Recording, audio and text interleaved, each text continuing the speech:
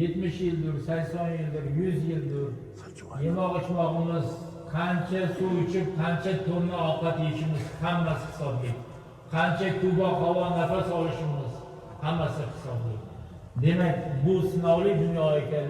Demak, bundan chiroyli xulosa chiqarib, Alloh taolo kalomida aytgan buyruqlariga, umidlariga, pand va nasihatlariga agar amal qiladigan bo'lsak, inshaalloh bu dunyoda ham, oxiratda ham aziz va mukarram bo'lamiz.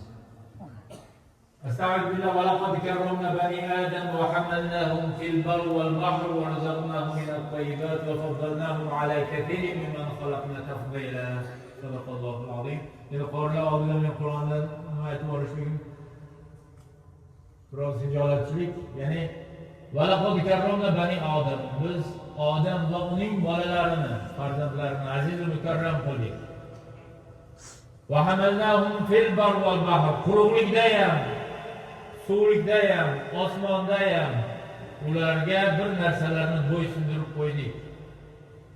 Bir vaqtlar qiylanib, yillab, 6 oylab, 7 oylab hajga borardik. Hozir bir ro'da boryapmiz, 4 soat yoqqa, 4 soat bu yoqqa borib kelyapmiz.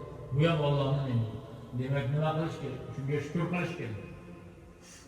Allohga shukr qilib, Allohning bergan ne'matlariga shukr qilishlik bilan bandalikni ado etamiz. Shuning uchun bu kunning qadriga yetib, mana bu xatmonada va shu orqali xonadondagi ahllarimizga ham, bolalarimizga ham huzur rahmat bo'ladi. Qaysi joyda Qur'on tilovat qilinsa, u joyda ya'ni malaikatu farishtalar ularni o'rab oladilar va ularni ahllariga doim duoda turadilar.